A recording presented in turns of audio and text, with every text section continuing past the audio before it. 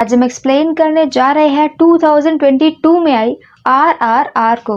और कहानी शुरू होती है आदिलाबाद के एक जंगल से, जहां पर गोंड नाम की एक कम्युनिटी रहती थी। यहाँ पर इनके बीच में कुछ ब्रिटिश के रूलर्स आते हैं और ये वो वक्त होता है जब ईस्ट इंडिया कंपनी का और ब्रिटिशर्स का इंडिया के ऊपर राज चलता था और ये लोग उन्हीं में से होते हैं। यहाँ एक छोटी बच्ची बहुत अच्छा सा गाना गाती है, जो गाना एक ब्रिटिश ऑफिसर की वाइफ को बहुत अच्छा लगता है और वो इसके बाद थोड़े से पैसे दे करके उस बच्ची को जबरदस्ती अपने साथ लेकर के जा रही होती है। ये देख करके उसकी माँ को बुरा लगता है और वो उसका पीछा करती है और इस पर उन्हीं का एक गार्ड उस औरत को मारने वाला होता है कि तभी वो जो ब्रिटिश का ऑफिसर होता है वो ये बोलता है कि बुलेट बहुत ही ज्यादा इंपॉर्टेंट है और वह ऐसे इंडियन के ऊपर फायर करेंगे तो वेस्ट हो जाएगी। और इसके बाद उस लेडी को एक बहुत बड़ी लकड़ी से मार दिया जाता है और वो लोग वहां से निकल जाते हैं और कोई भी कुछ भी नहीं कर पाता है। अब नेक्स्ट सीन में हम दिल्ली को देखते हैं, जहां पर बहुत सारे लोग प्रोटेस्ट कर रहे थे। इन सभी प्रोटेस्टर्स के बीच में एक लड़का उठ करके एक पत्थर मारता है, जिस पत्थर से एक ब्रिटिश ऑफिसर की फोटो टूट जाती है और इसके बाद वो ऑफिसर बोलता है कि इसी वक्त उस लड़के को पकड़ के लेकर आओ। और ये काम करता है राम। राम यहाँ पर इंडियन होता है, लेकिन वो फिर भी ब्रिटिश के अंडर में ऑफिसर होता है। वो बिना वक्त गवाए भीड़ के अंदर कूद जाता है और जैसे तैसे मार खाते हुए उस लड़के को पकड़ करके ले आता है और ये सीन देखने में काफी अच्छा होता है। इसके बाद भी उसे बहुत अच्छा रिकॉग्निशन नहीं मिलता है और उसे प्रमोशन भी नहीं दिया जाता है। जब बात मेडल देने की आती है तो ब्रिटिशर्स को ही मेडल दे दिए जाते हैं और किसी भी इंडियन ऑफिसर को कोई भी मेडल नहीं मिलता है। ये देख करके राम को बुरा लगता है क्योंकि वो इतनी मेहनत से काम कर रहा था और उसे प्रमोशन भी नहीं दिया गया। और अब नेक्स्ट सीन में हम यहाँ पर एक आदमी को देखते हैं जो कि नवाब की तरफ से आया होता है। वो यहाँ पर बताता है कि जिस लड़की को वो लोग कुछ दिन पहले लेकर के आए हैं वो गोंड कम्युनिटी की है और वहाँ के लोग काफी ज्यादा एक साथ रहने वाले होते हैं और अगर उनमें से कोई एक भी बिछड़ जाए तो वो उसे ढूंढते हुए कहीं भी आ सकते हैं। और इसीलिए इस वक्त जो गोंड कम्युनिटी का हेड है, जिसका नाम होता है भीम, वो उसी बच्ची को लेने के लिए दिल्ली आ रहा है। लेकिन इतना सुनने के बाद भी वो ब्रिटिशर्स उस आदमी की बात नहीं मानते हैं और उस बच्ची को वापस नहीं करते हैं। अब नेक्स्ट सीन में हम यहाँ पर जंगल में भीम को देखते हैं, जो कि यहाँ पर खुद चारा बन करके बैठा होता है और भेड़िए का वेट कर रहा होता है। पर अब यहाँ पर भेड़िए की जगह शेर आ जाता है, पर फिर भी भीम उसे जैसे तैसे हरा देता है और उसे जाल से बांध देता है और एंड में उसे बेहोश करके पकड़ लेता है। भीम बहुत ही ज्यादा पावरफुल होता है, लेकिन वो आम तौर पर काफी शांत रहता है और इसीलिए भीम को पूरी मूवी में पानी से दिखाया गया है कि उसकी पावर पानी की पावर की तरह है और दूसरी तरफ राम की पावर आग की तरह दिखाई गई है। यहाँ पर भीम दिल्ली के शहर तक पहुंच चुका होता है और यहाँ पर वो एक मुस्लिम फैमिली के साथ एक मुस्लिम आदमी बन करके रह रहा होता है और इस फैमिली को पता होता है कि भीम यहाँ पर किसी को छुड़ाने आया है। यह उस फैमिली की एक बाइक को ठीक करने वाली गैरेज होती है, जहाँ पर एक दिन एक ब्रिटिशर आता है। वो बाइक को स्टार्ट नहीं कर पाता है और भीम उसकी जगह बाइक को शुरू कर देता है और ये देख करके उसे गुस्सा आती है क्योंकि उसकी गर्लफ्रेंड हंसने लगती है और इस बात को लेकर के वो भीम की बेमतलब में बहुत पिटाई करता है, पर फिर भी भीम अपना गुस्सा शांत रखता है। दूसरी तरफ ब्रिटिशर्स को ये बात पता चल गई थी कि उस बच्ची को छुड़ाने के लिए एक शिकारी आ रहा है, इसीलिए वो लोग बोलते हैं कि जो भी उस शिकारी को पकड़ के लेकर के आएगा उसे प्रमोशन मिलेगा। और राम को इसी पल का इंतजार होता है। वो कहता है कि उसे जिंदा चाहिए या फिर मुर्दा, तो वहां पर उसी ऑफिसर की वाइफ बोलती है कि अगर वो जिंदा लेकर आए तो प्रमोशन मिलेगा और अगर मुर्दा लेकर आए तो पैसे मिलेंगे। और अब यहाँ से राम उसे शिकारी के पीछे लग जाता है, पर उसे उस शिकारी की शक्ल या फिर नाम कुछ भी पता नहीं होता है। और अब नेक्स्ट सीन में हम यहाँ पर भीम को देखते हैं, जो कि उसी जगह के सामने खड़ा होता है जिस पैलेस के अंदर उस बच्ची को रखा गया होता है। यहाँ सामने वो देखता है जेनी को, जो कि दूसरों की कंपैरेटिवली काफी ज्यादा हम्बल होती है और वो दूसरे ब्रिटिशर्स की तरह नहीं होती है। वो यहाँ पर दूसरों का दुख दर्द समझती है और उनकी हेल्प करती है। भीम को समझ में आ जाता है कि अगर उसे अंदर जाना है तो जेनी उसे अंदर लेकर के जा सकती है।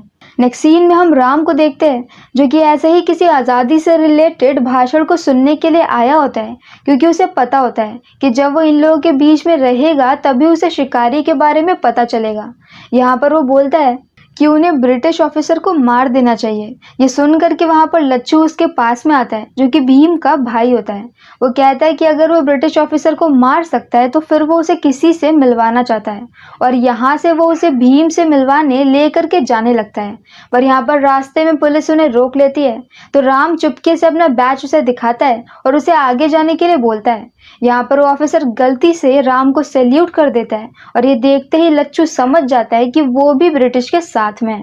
इसके बाद लच्छू वहां से भागता है और राम उसका पीछा करता है, पर लच्छू जैसे तैसे वहां से बच करके निकल जाता है। अब यहाँ पर राम जिस पुल के ऊपर खड़ा होता है, उसी पुल के नीचे नदी के पास में भीम होता है। यहाँ पुल के नीचे से एक तेल का टैंकर जा रहा होता है, जिसमें से तेल लीक होने की वजह से वो अपनी पटरी पर से उतर जाता है और नीचे गिर जाता है। नीचे पानी में एक बच्चा होता है, जिसके चारों तरफ अब आग होती है।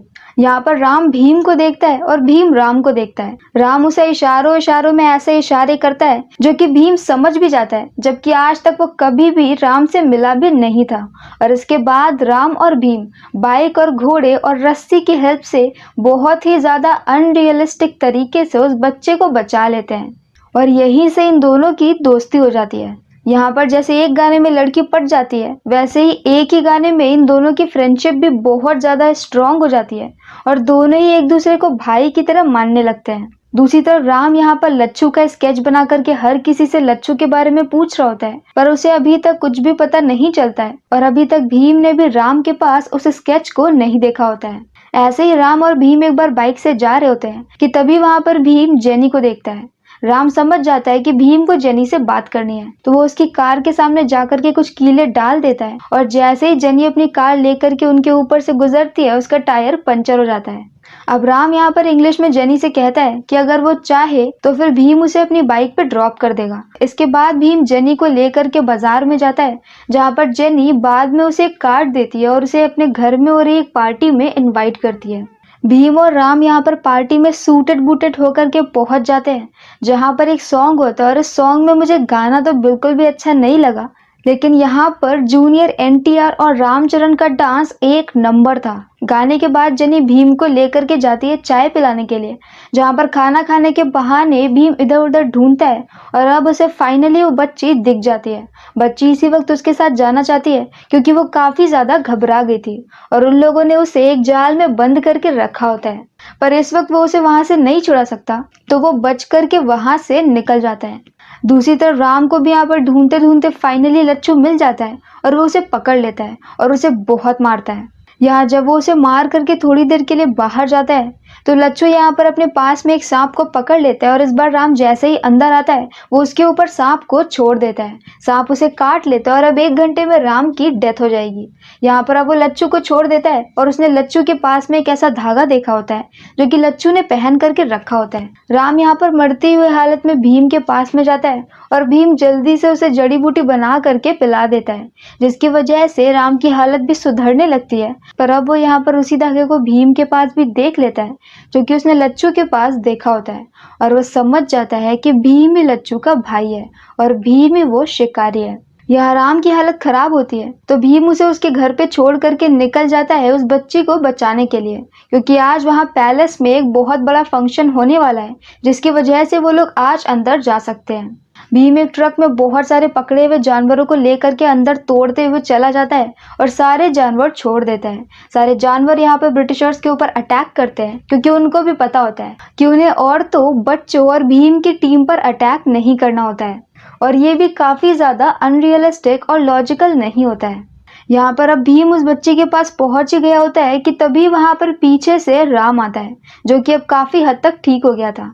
यहाँ पर राम और भीम के बीच में एक बहुत लंबी फाइट होती है, जिसमें एंड में उसी बच्ची को गन पॉइंट पर ले लिया जाता है, और अब भीम के पास और कोई भी चारा नहीं होता है, तो वो सरेंडर कर देता है। भीम पकड़ा जाता है, और उसके बाकी सारे साथी भाग जाते हैं। सीन शिफ्ट होता है राम की तरफ, जहां पर अब उसे फाइनली प्रमोशन मिल चुका है, और अब वो उस जगह का इंचार्ज बन गया है जहां पर सारे हथियार रखे जाते हैं, और एग्जैक्टली यही उसे चाहिए था। अब सीन शिफ्ट होता है फ्लैशबैक में, जहां पर हम देखते हैं कि राम के पिता भी पहले ब्रिटिश के अंडर में ही काम करते थे, और वो भी एक सिपाही थे। पर एक दिन वो देखते हैं कि वही ब्रिटिश ऑफिसर जो कि आज यहाँ पर दिल्ली में बैठा हुआ है, उस वक्त वो उनके बटालियन का हेड होता है, और वो एक गांव के सरपंच को जानबूझ के मार देता है। ये देख करके राम के पिता को अच्छा नहीं लगता है और वो अपनी जॉब को छोड़ देते हैं। इसके बाद वो गांव जाते हैं और गांव में अपनी एक सेना बनाने लगते हैं। उनके पास बंदूकें नहीं होती हैं, इसीलिए वो लकड़ी की बंदूकों पर हर किसी को प्रैक्टिस करवाते हैं। पर एक दिन राम चुपके से उनकी बंदूक उठा लेता है और उससे प्रैक्टिस करता है। राम का निशाना बहुत ही अच्छा होता है और वो एक शार्प शूटर होता है। वो बहुत दूर से और बहुत सही निशाना लगा लेता है। ये देख करके उसके पिता बहुत ही खुश होते हैं कि तभी वहां पर बहुत सारे ब्रिटिश के ऑफिसर अटैक कर देते हैं। राम के पिता अपने पूरे गांव वालों को बचाने के लिए कुर्बान हो जाते हैं और सभी लोग भाग जाते हैं, लेकिन राम के पिता की डेथ हो जाती है और जो लास्ट गोली उन्हें लगती है वो राम ने ही मारी होती है, क्योंकि राम के पिता ने अपनी पूरी बॉडी पर बम को लगा लिया था और वो जानबूझकर ब्रिटिशर्स के सामने चले गए थे ताकि पीछे से राम उन्हें शूट करे और बॉम्ब वहीं पर ब्लास्ट हो जाए, क्योंकि अब उनके पास सिर्फ एक ही बुलेट बची होती है। राम ऐसा ही करता है और इसके बाद वो अपने पूरे गांव वालों से वादा करता है कि वो यहाँ पर हर किसी को बंदूकें दिला के रहेगा ताकि वो लोग ब्रिटिशर्स का सामना कर सके। और इसी इरादे से वो दिल्ली आया होता है और इतने वक्त से वो यहाँ पर पुलिस के अंडर में काम भी इसीलिए कर रहा होता है कि उसे एक दिन ऐसा प्रमोशन मिल जाए कि वो ऐसे ही किसी जगह का इंचार्ज बन जाए जहाँ से वो सारी बंदूकें ले जा करके अपने गांव वालों को दे सके। और फाइनली आज ये हो गया होता है। सीन प्रेजेंट टाइम में शिफ्ट होता है जहाँ पर भीम को कोड़े पड़ने वाले थे और ये कोड़े मारने वाला राम होता है। राम को अच्छा नहीं लग रहा था और ब्रिटिश के ऑफिसर ने कहा था कि जब तक भीम अपने घुटने नहीं टेकेगा तब तक उसे कोड़े मारने पड़ेंगे। राम कोशिश करता है कि वो चेन को खींच करके भीम के पैर नीचे कर दे, पर भीम का हौसला बहुत ज्यादा होता है और वो इतने सारे कोड़े खाने के बाद भी खड़ा रहता है।